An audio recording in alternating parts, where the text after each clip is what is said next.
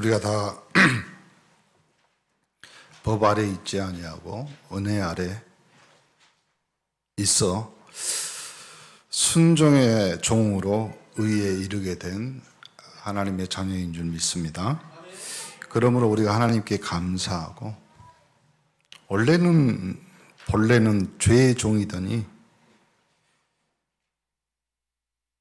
너희에게 전하여 준 바 교훈의 본 이 복음으로 여러분 우리가 마음으로 순종하여 죄로부터 해방되어 의에게 하나님께 이 복음의 종이 되었습니다. 우리 지체를 부정과 불법에 내주어 불법에 이른 것 같이 우리 지체를 의에게 종으로 내어주어 거룩함에 이릅니다. 우리가 마음으로 믿어 의에 이르고 입으로 시인하여 구원에 이르. 누구든지 주의 이름을 부르면 구원을 받고 영접하는 자 곧 그 이름을 믿어 하나님의 자녀 거룩함에 이른 줄 믿습니다. 죄의 종이 되었을 때는 의에 대해서는 자유로웠고, 그런데 그때 우리가 무슨 열매를 맺었냐? 그 마지막이 사망, 죽음, 저주, 재앙이었지 않냐? 이제는 너희가 죄로부터 해방되고 하나님께 종이 되어 하나님의 자녀가 되어 거룩함에 구원에 이르는 열매를 맺었으니 이제는 우리의 마지막은 천국 백성 영생이다. 그러므로 죄의 종은 사망이고 하나님의 종, 하나님의 은사는 그리스도 예수 우리 주 안에 있는 영생입니다. 이것이 오늘 로마서 6장에 나와 15절부터 나와 있는 말씀입니다. 종이란 말, 오늘 꼭 기억해야 되겠죠. 그런데 하나님의 종이라고 말합니다. 이 로마서에는 굉장히 중요한 교리들이 많습니다. 이 종이란 말은 일꾼이 아니고 노예를 말하는 거예요. 노예란 말은 한마디로 표현하면 자기 마음대로 할 수 없는 거예요. 자기의 의견, 이 주장이 없는 거예요. 자기 행동도 물론 쉽게 할 수 없는 겁니다. 그러면 이 죄의 종이면 죄가 마음대로 해버린다 이 말이에요. 그러면 어디까지 가겠습니까? 그래서 결국은 사막이라고 말하는 겁니다. 그래서 오늘 여기에서 해방받으라, 이 말이 오늘 나오는 겁니다. 여기서 해방받고 하나님의 종이 되어라. 오늘 이 언약을 우리 원네스 모든 3.18 영적 서밋들이 굳게 붙잡기를 간절히 축원합니다. 불과 한 10여 년, 20년 전에는 한때 유행했던 굉장히 이상한 범죄가 있었습니다. 그래서 여학생, 중고등학생들이 기차를 못 탔어요. 우리나라에 있었던 일입니다. 한 여학생이 기차 타고 이렇게 가는데 옆에 앉은 아주머니가 뭐 이렇게 자기 어머니 또래니까 이야기를 잘 나누고 대화하고 마지막 내리는데 그 아주머니가 그 음료수 하나 마셨는데 그 뒤로 기억이 없는 거예요. 이제는 뭐 부모들이 난리 난 거죠. 근데 이 애를 데려다가 고등학생, 여학생 마약 뭐 하고 뭐 해가지고 이 부모가 1년 만에 어디서 소문 듣고 찾아갖고 왔는데 완전히 마약의 종이 돼버린 거예요. 어떻게 할 수가 없는 거예요. 사람에게는 지정의라는 것이 있답니다. 인간에게는 이렇게 생각하고 감정이 있고 행동한다 이 말이잖아요. 의지를 가지고 행동한다고 해서 지정의라고 합니다. 지식은 생각하는 거, 정은 감정이라는 거죠. 의는 자기 맞춰서 이렇게 행동한다는 거죠. 근데 그 인간 안에 있는 이 지정의가 세 개가 잘 균형을 이루어야 됩니다. 우리가 건강한 이유는 그거예요. 우리 몸에 있는 영과 혼과 육이 잘 균형을 이루는 겁니다. 건강한 사람이란 말은 내가 이 사람과 대화했을 때 대화, 커뮤니케이션이 되는 거잖아요.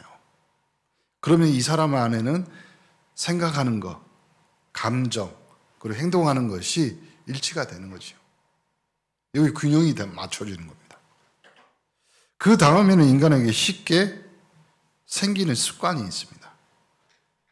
습관이 어째서 생기냐, 이 말은 이것이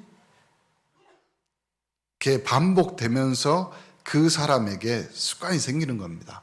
쉬운 말로 하면 정적인 것이 많으면 이 사람은 굉장히 정적인 겁니다.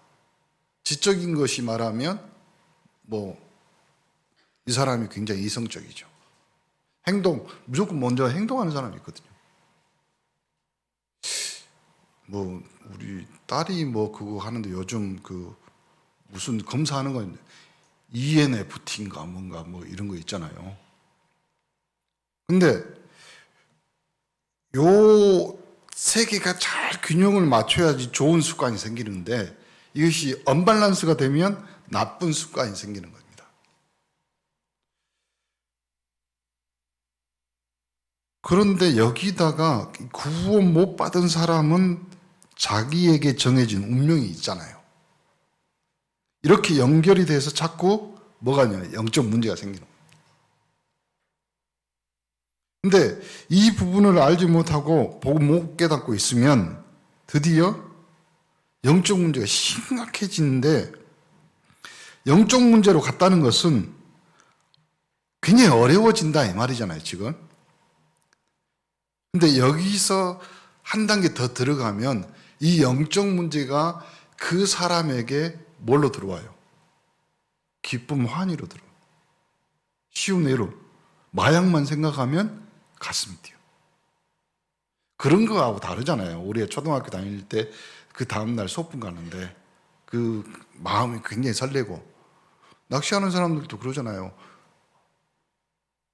낚싯대만 보고 그 다음날 생각만 해도 기분이 좋잖아요. 그거하고 다른, 환희는 그거하고 다른 겁니다.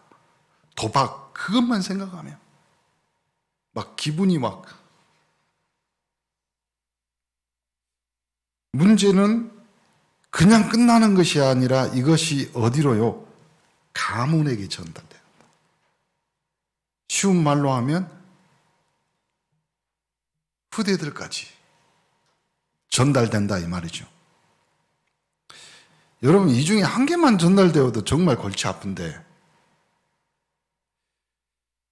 예를 들어서 부모가, 특히 아버지가 무식하고 감정 기복이 심하고 막 화내고 행동하고 이런 되면 그 자녀들은요 굉장히 시달립니다. 그러니까 이런 것들을 많이 봤을 거 아니에요, 어릴 때부터. 그래가지고 이 영적 문제가 복음 아니면 해결 안 되는데 자꾸 후대들에게 전달되는 거예요. 깊이 뿌리박히. 이렇게 해서 이 시대에 문제가 와버려요. 그 가정, 그 가문의 시대에, 그 개인의 시대에, 그 민족, 그 나라의 시대에 영적 문제가 완전히 속국 상태로 와버린다.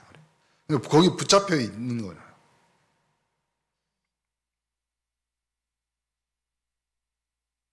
하나님께서 우리를 건지시려고 의를 보내셨다.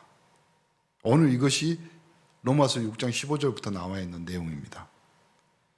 다른 말로 하면 그리스도를 보냈다 이 말을 안 하고 뭐라고 하냐면 우리에게 의를 보냈다. 우리가 그리스도로 말미암아 구원을 받았다 안 그러고 의롭게 하셨다. 같은 말인데 이 말이 뭐냐면 그냥 건졌다고 안 그렇고 의롭게 하셨다. 이렇게 표현합니다. 그러면 굉장히 이 내용이 심오해지고 깊어지는 겁니다, 지금. 그러니까 완전히 그 저주 재앙에서 빠져 있는 처음에 뭐 종, 이 습관, 영적 문제에 빠져 있는 거기서 의롭다 다른 말로 하면 면제를 시켰다 이 말이에요. 그와 상관없다 이 말이죠. 노예 신분에서 본인이 어찌할 수 없는 운명에서 빠져나오게 하셨다. 이걸 의라고 합니다. 물론 그리스도가 의인데 그 축복을 하나님께서 우리에게 주셨다. 옛날에는 노예 제도라는 것이 있었잖아요. 여러분 옛날 사극이나 또 우리나라뿐만 아니라 전 세계에 그 이상한 노예 제도가 있었잖아요. 부부가 결혼해서 애를 낳는데 하필이면 다 노예야. 그렇죠? 그러면 뭐 시장에 팔려가고 뭐 그러잖아요. 잡혀가고 뭐 이러잖아요. 돈 많은 주인이 와서 세 사람을 한 번에 사면 좋은데 그러면 같은 집으로 가니까. 근데 문제는 돈이 없단 말이에요. 그러면 엄마만 데려갈 수도 있고 딸만 데려갈 수 있고 건강한 아빠만 데려갈 수 있잖아요. 그런데 오늘 무슨 말이냐면 완전히 능력이 있고 돈이 있는 사람이 와서 이 가족을 통째로 사가지고 자기 집에 데리고 와서 이제는 종이 아니다. 노예가 아니다. 너희는 내 가족이다. 내 식구다. 이게 하나님의 의. 하나님이 오늘 그렇게 우리를 풀어놓으셨다. 하나님께서 그래서 오늘 로마서 16장 19절 한번 읽어볼까요? 시작. 너희 육신이 연약함으로 내가 사람의 예대로 말하노니 전에 너희가 너희 지체를 부정과 불법에 내어주 불법에 이른 것 같이 이제는 너희 지체를 의에게 종으로 내주어 거룩함에 이르라. 하나님께서 우리를 죄에서 해방시키겠다.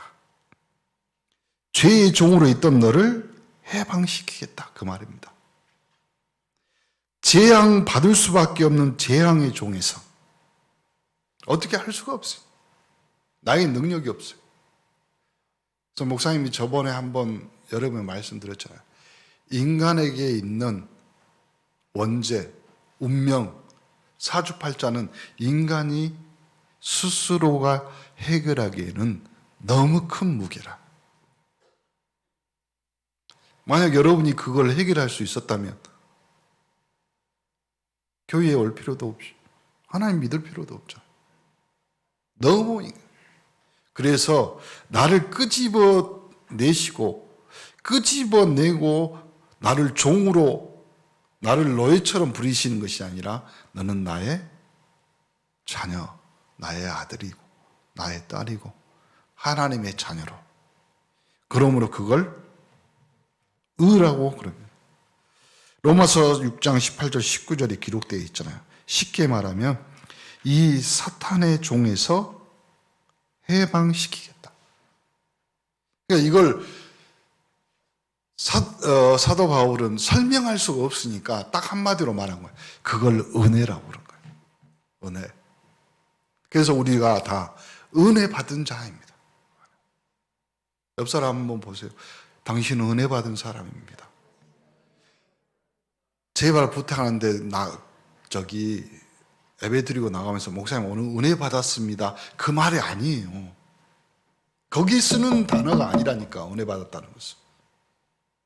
그러면 목사님한테 은혜 받았으니까 여러분 은혜 갚으실래요? 그때 쓰는 단어가 은혜가 아니에요. 나를 억만 죄악에서 운명사주팔절 저주에서 사단의 손에서 죽을 수밖에 없고 내 가문 전체가, 내 후대 전체가 내가 어쩔 수 없이 무당하게 쫓아가야 되고 제사 지내야 되고 거기서 완전히 포로돼. 하나님이 나를 그리스도 대신 예수님을 보내사 십자가에서, 그리고 십자가상에서 내가 다 이루었다, 완벽하게 끝내서 누구든지 나의 이름을 부르는 자는, 누구든지 예수 믿으면 구원을 받는다, 그 하나님의 약속을 성취하는. 그래서 내가 내 입술로 예수는 그리스도, 예수는 나의 주인, 내가 예수님을 내 마음에 영접합니다, 나는 하나님의 자녀로 살겠습니다, 고백하는가 동시에 내 안에 하나님이신 성령이, 그래서 나를 성도로 부르셔서 하나님의 전인, 하나님의 성전인 교회에 와서 하나님 앞에 예배 드릴 수 있고 하나님 앞에 기도하여서 응답 받을 수 있고 하나님을 아버지라고 부를 수 있는 그것을 은혜라고 그런다 이 말이에요. 그래서 여러분을 은혜 받은 자라고 그래요. 이제 앞으로 목사님한테 은혜 받았다 하면 은혜 받았으면 500원 이렇게 말할 거예요. 은혜 받은 사람. 그러니까 여러분은 기가 막힐 사망에서 하나님이 끄집어내신 거라요. 어마어마한 하나님의 은혜. 그걸 어떻게 설명할까요? 사도 바울은 천재라. 그걸 하나님의 은혜로 설명한 거예요. 뭘로 표현했어요? 너희들이 죄의 종에 있다가 이제는 하나님의 종이 된 거 아니야. 이 말은요, 그때 당시 사람들은 다 알아먹어요. 왜요? 종의 신분이 뭔지를 아니까. 종이란 사람이 어떤 존재인지 아니까. 3, 4대가 아니라 후대 대대로 그 종의 사슬에 묶여서 이리 팔려가고 저리 팔려가고 내 생명도 내가 어떻게 할 수 없는 그 사망에서 그 죄의 종 노릇, 사망의 종 노릇 하지 말고 하나님의 종, 의의 종이 되라. 이걸 은혜라고 하는 겁니다. 여러분이 그 은혜 받은 자요 하나님의 자녀인 줄 믿습니다. 그럼 지금부터 뭐만 하면 되냐? 이제는 사단의 종이 아닙니다. 운명사주팔자의 종이 아닙니다. 나를 묶고 있던 사망의 종이 아니라 하나님의 종, 하나님의 자녀입니다. 그러면 이제는 수준을 맞춰야 돼. 어떻게 수준을 맞추면? 하나님의 종으로, 하나님의 자녀로. 그걸 뭐라고 하냐면 두 자로 줄이면 규모라고 그래. 규모. 일본말로 하면 왁구, 틀을 짜는 거죠. 그래서 내가 하나님의 종으로 어떻게 살아야, 그래서 16절 한번 읽어볼까요? 16절 시작. 너희 자신을 종으로 내주 누구에게 순종하든지 그 순종함을 받는 자의 종이 되는 줄을 너희가 알지 못하느냐? 혹은 죄의 종으로 사망에 이르고 혹은 순종의 종으로 의에 이른다. 그러므로 하나님께 순종하는 겁니다. 그게 첫 번째 규모. 그 말이란 사람이 누구에게 순종하느냐에 따라서 인생이 달라지는 겁니다. 여러분 인생이 뭐에 집중하느냐에 따라, 그 말이 뭐예요? 뭐에 순종하느냐에 따라.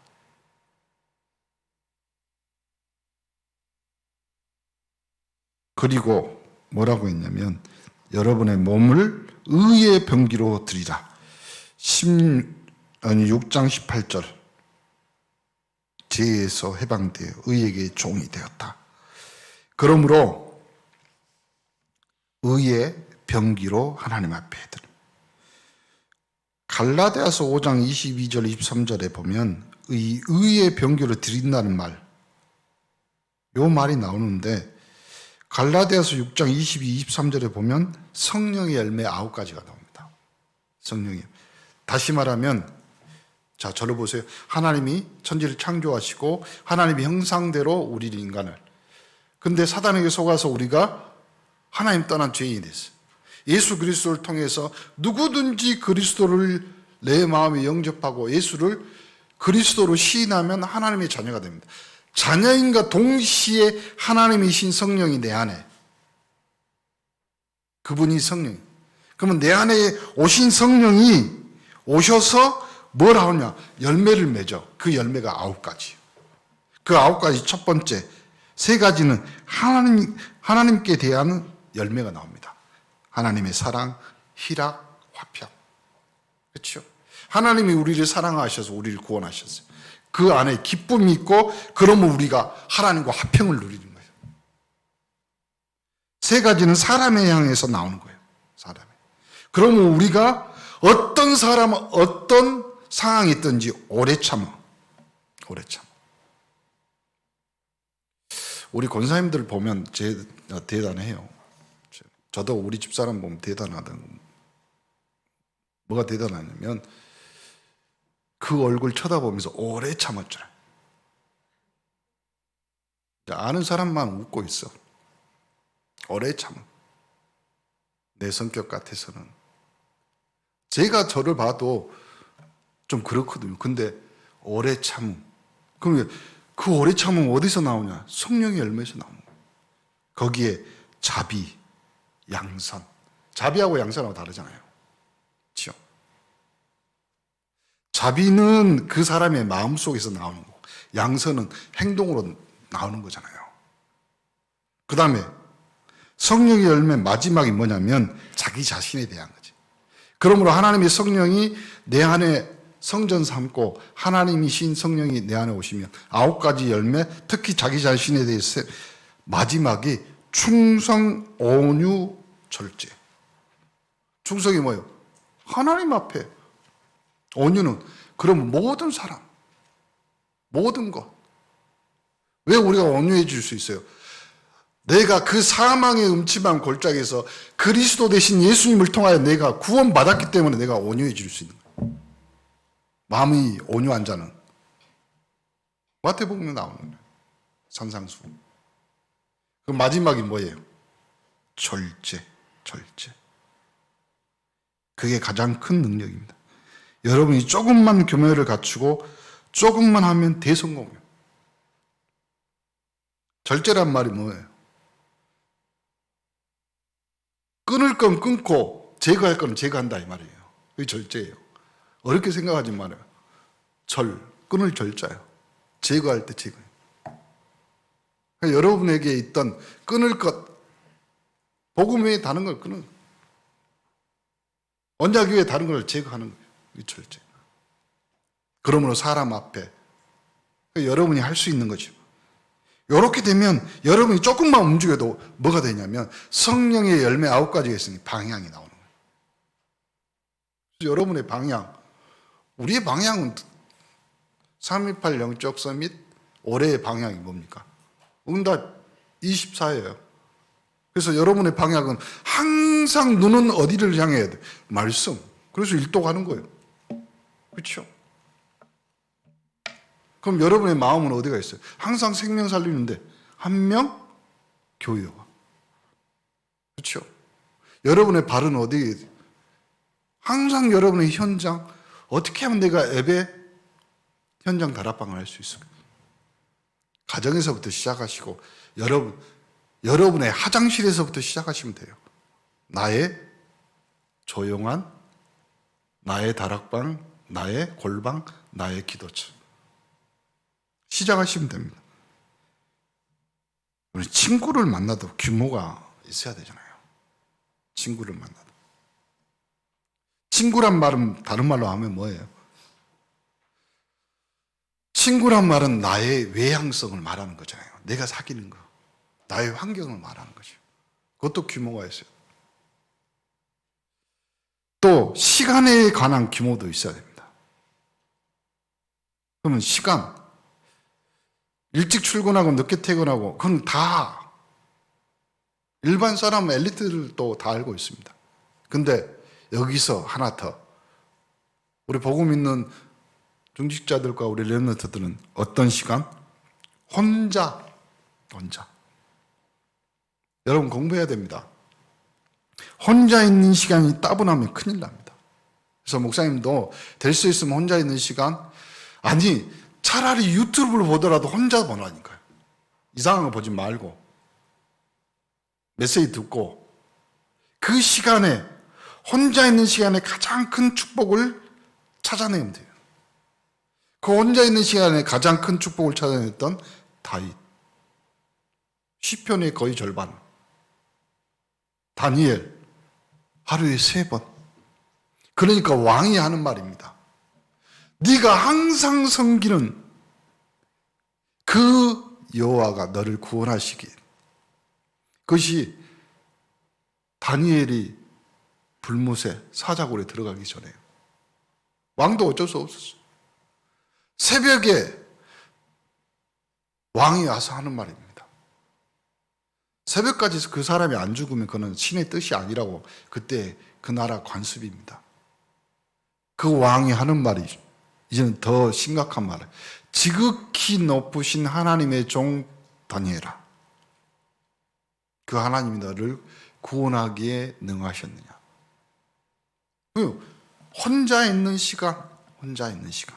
그러므로 오늘 여러분 무슨 말이냐면, 죄의 종은 죄가 나를 마음대로 다스린다는 말이에요. 그런데 하나님의 종은 의가 나를 마음대로 다스리는 단계가 온다 이 말이에요.